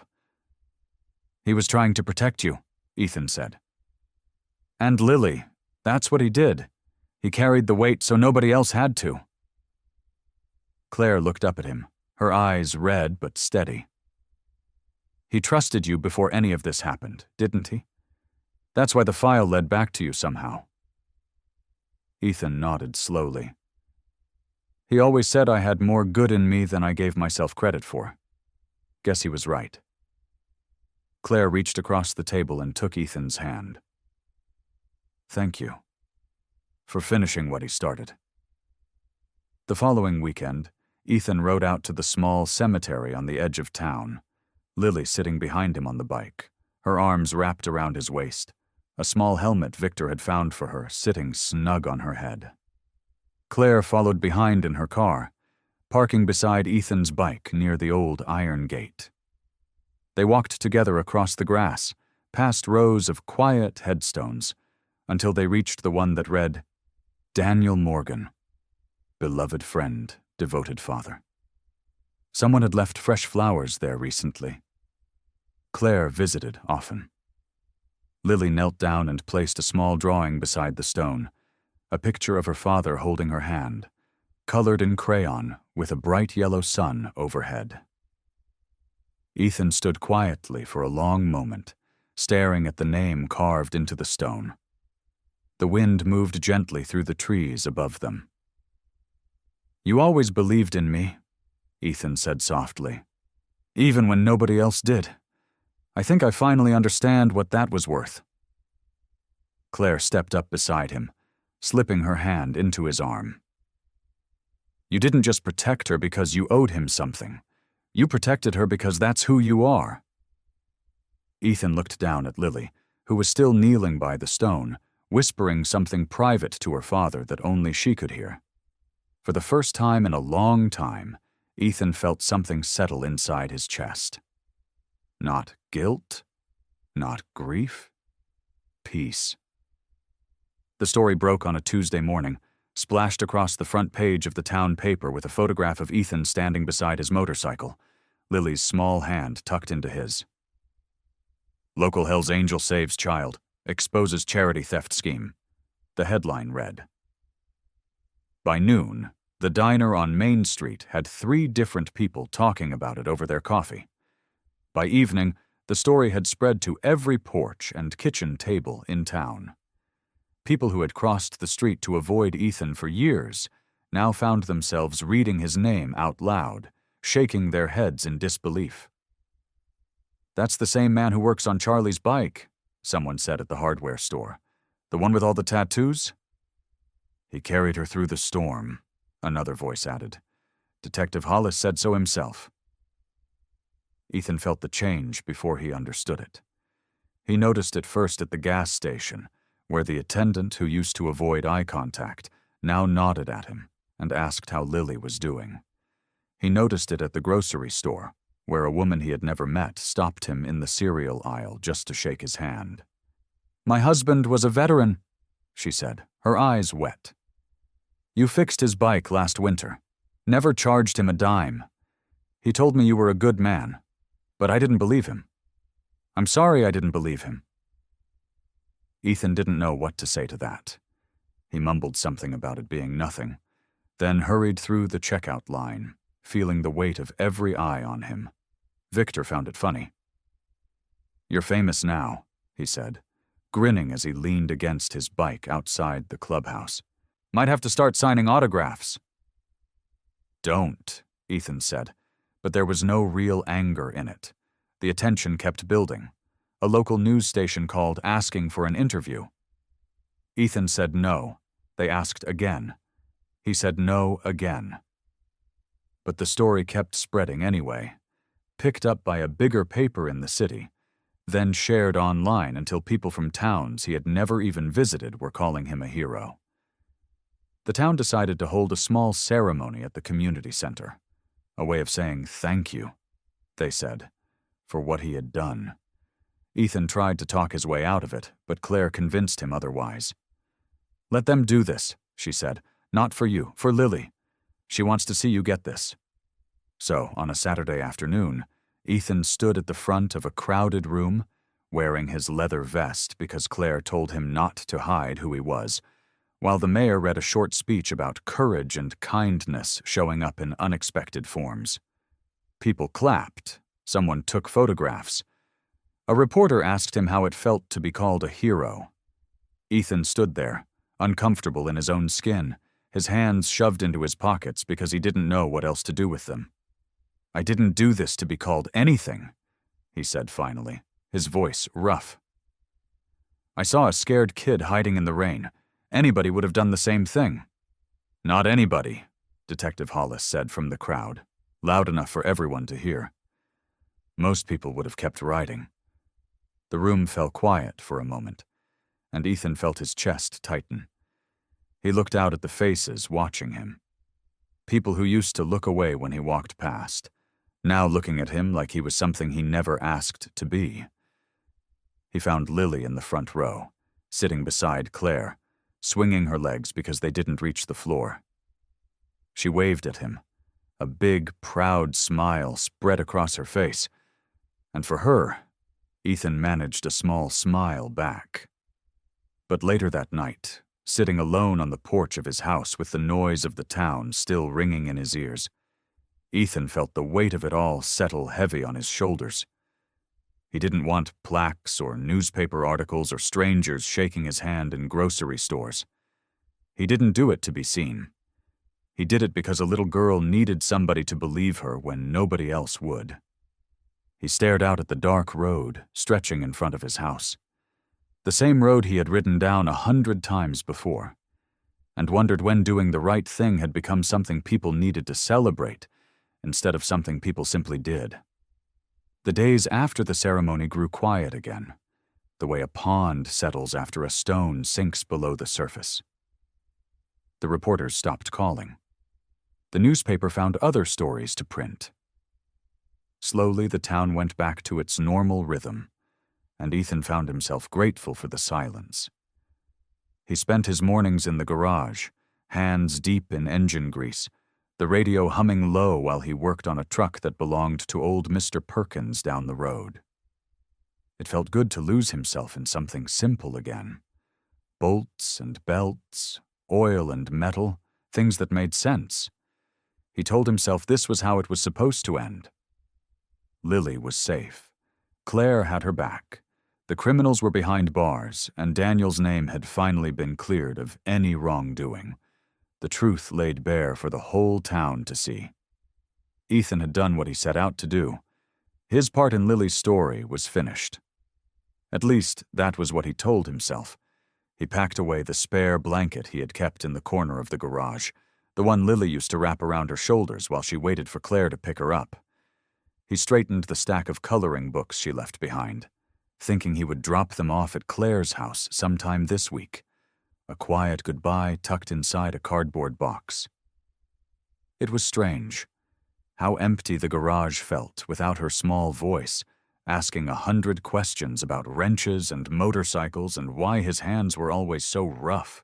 He was still standing there, staring at the empty corner, when he heard the crunch of tires on the gravel outside. He looked up to see Claire's car pull into the driveway, Lily's face pressed against the window, already waving before the car came to a full stop. "Mr. Ethan!" Lily called, jumping out before Claire even had the chance to put the car in the park. She ran across the driveway and wrapped her arms around him before he could say a word, her small arms barely reaching around his waist. Ethan stood there for a moment, unsure what to do, then rested a hand gently on top of her head. "Hey, kiddo," he said, his voice softer than he meant it to be. Claire walked up behind her, a warm smile on her face. She looked different than she had the first time he met her at the police station. Lighter, somehow, like a weight had finally lifted off her shoulders. "We wanted to come see you," Claire said, "before things got too busy again." "You didn't have to do that," Ethan said, rubbing the back of his neck. "Yes, we did," Claire said. "You gave us our lives back, Ethan. I don't think you understand what that means." Ethan looked away, uncomfortable, the same way he always was whenever someone tried to thank him. He glanced down at Lily, who was staring up at him with those wide, serious eyes she got whenever she had something important to say.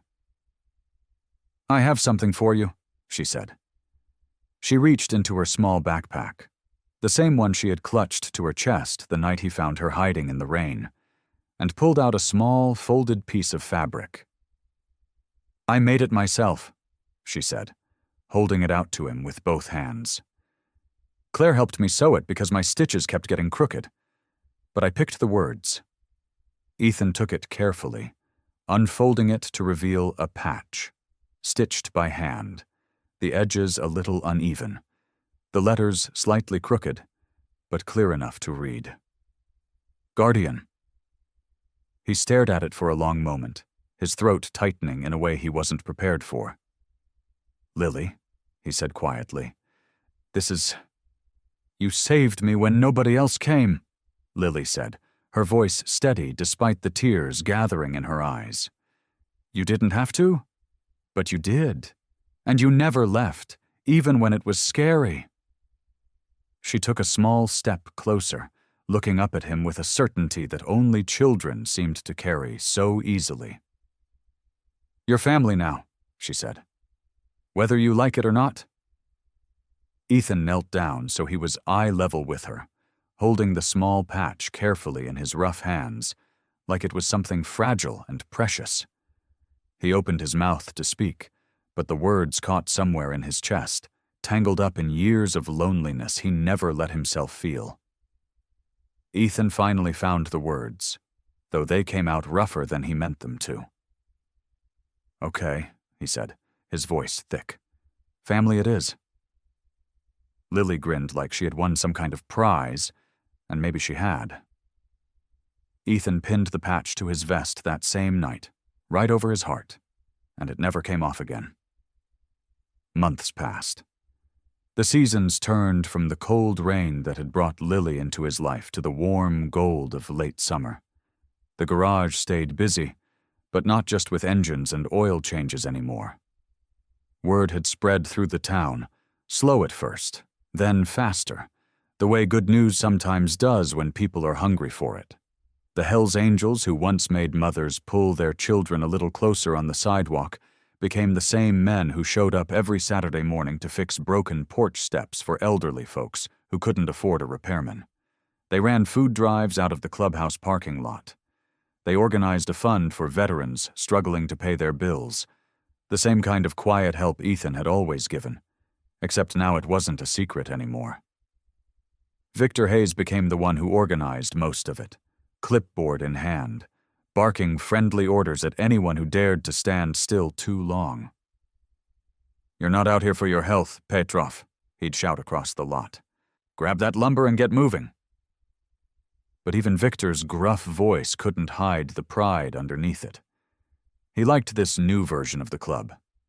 He liked being known for something other than fear. Ethan spent his afternoons teaching neighborhood kids how to check their bike chains and change a flat tire, patiently showing them how machines worked, the same way he once showed Lily. He never charged a cent. He never asked for thanks. But the thanks came anyway, in small ways, a plate of cookies left on his porch, a thank you card taped to his mailbox, a wave from across the street instead of a nervous glance away. The local newspaper ran a follow-up story about the club's work in the community, calling them the Guardians of Miller's Creek. Ethan hated the attention, but he didn't complain. Not when it meant families were getting help they needed. Claire and Lily visited often, sometimes just to eat dinner together in the garage's small back office, sometimes just to sit while Ethan worked.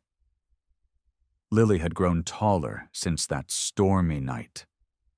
Her hair had gotten longer, and her laugh, which used to be so rare, now came easy and often. She still had nightmares sometimes. Claire mentioned it quietly one evening while Lily was busy drawing at the workbench, her crayons scattered across an old rag. "But they're getting better," Claire said. "She talks about you all the time, you know. Tells her teacher stories about the biker who saved her life."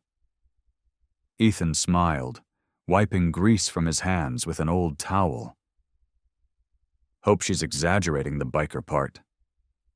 "She's not," Claire said, watching Lily hum quietly to herself as she colored. "You gave her something back that she lost that night. Not just safety. Trust." Ethan looked over at Lily, who glanced up just then and waved at him with a crayon still in her hand, a bright smudge of blue on her cheek where she must have rubbed it without noticing. He waved back, feeling something warm settle in his chest, something he hadn't let himself feel in a long, long time. He thought about Daniel then, the way he often did in quiet moments like this. He thought about the man who had saved his life all those years ago, who had believed in him when nobody else had bothered to look past the leather and the tattoos. Daniel never got to see this. Never got to see his daughter safe, laughing, coloring pictures of motorcycles at a workbench in a garage that smelled like oil and old coffee. But maybe, in some way, Daniel had known this would happen. Maybe he had trusted Ethan with the one thing that mattered most to him, knowing Ethan would rise to meet it. Ethan realized, watching Lily smile at her drawing, that Daniel's greatest gift hadn't been saving his life all those years ago. It had been leading him here. To this garage. To this girl. To this family he never thought he deserved, but had found anyway. The town square had never seen so many motorcycles parked in neat rows, chrome catching the September sun like rows of silver mirrors. Banners stretched between the old lamp posts, hand-painted by the elementary school kids Ethan had taught to ride bikes without training wheels. They read, "Miller's Creek remembers Daniel Morgan Day," in letters of every color, some crooked, some perfect, all of them made with care. Ethan stood near the stage they had built out of borrowed lumber, feeling strange in a clean shirt, instead of his usual grease-stained one. His vest was still there, though, patch and all, worn proudly over his shoulders like it belonged there. Because it did. Victor walked up beside him, arms crossed, watching the crowd gather. Folding chairs filled with families. Kids ran between legs, chasing each other with paper flags. The mayor stood near the podium, shaking hands with people who, a year ago, wouldn't have looked twice at anyone wearing a Hells Angels patch. "Never thought I'd see the day," Victor said, shaking his head slowly. "Whole town showing up for a memorial organized by bikers." "It's not for us," Ethan reminded him. "It's for Daniel." "Sure," Victor said, smirking. "But it's you they keep looking at." Ethan didn't answer that. He just watched Claire walk toward the stage, Lily's hand tucked in hers. Lily wore a yellow dress, her hair pulled back with a ribbon, looking nothing like the terrified girl who had once hidden behind an abandoned diner in the pouring rain. She spotted Ethan and waved, bouncing on her toes with excitement. The mayor gave a short speech about community, about second chances, about a man named Daniel Morgan who had given his life trying to protect the truth. Then Claire spoke, her voice steady despite the tears in her eyes, thanking the town for remembering her husband, for seeing him as more than a name in a newspaper article. Then it was Lily's turn. She climbed the small stage steps by herself, refusing help, and stood at the podium that was almost too tall for her. She cleared her throat the way she'd practiced at home, Claire had told Ethan earlier, 100 times in front of the bathroom mirror. "My dad was brave," Lily said, her small voice carrying across the square. "He tried to do the right thing, even when it was scary, and when I was scared, someone else did the right thing too." She looked straight at Ethan. "Mr. Ethan saved me. He's a Hell's Angel and everybody used to be scared of him, but he's the kindest person I know. My dad would have liked him. I think they would have been friends." The crowd erupted into applause, warm and full, and Ethan felt his throat tighten in a way he wasn't prepared for. He blinked hard, refusing to let anyone see a grown man cry at a small-town memorial. But Claire caught his eye and smiled like she understood anyway. The rest of the afternoon passed in a blur of food trucks, live music from a local band, and kids climbing over motorcycles while their parents laughed instead of pulling them away. Ethan spent hours shaking hands with people who used to cross the street to avoid him. Old Mrs. Patterson, whose porch steps Victor had fixed, hugged him so tight he nearly lost his balance. The newspaper photographer snapped a picture of Ethan kneeling to help a little boy fix his bike chain, right there in the middle of the celebration. By the time the sun started sinking low, painting the sky orange and pink, Ethan slipped away from the crowd. He told Claire he'd be back before the fireworks started, then swung his leg over his motorcycle and rode toward the edge of town, toward the quiet cemetery where Daniel rested beneath a modest granite stone.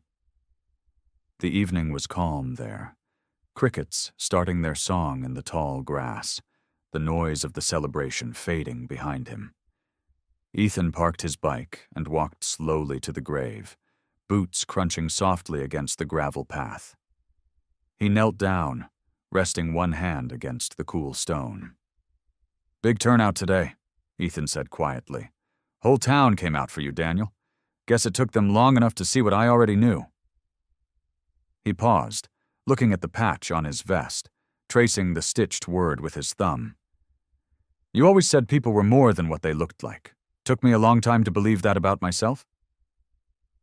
His voice cracked slightly. "Thank you for trusting me with her. With all of it." The wind moved gently through the grass, carrying the distant sound of laughter and music from the square. Ethan stood, brushing dirt from his knees, and looked at the sky one last time before walking back to his bike. He swung his leg over the seat, started the engine, and rode back toward town, the setting sun behind him and the road open ahead. I hope you like this story. Please share what's your favorite part of the story and where in the world you are watching from. Have a wonderful day.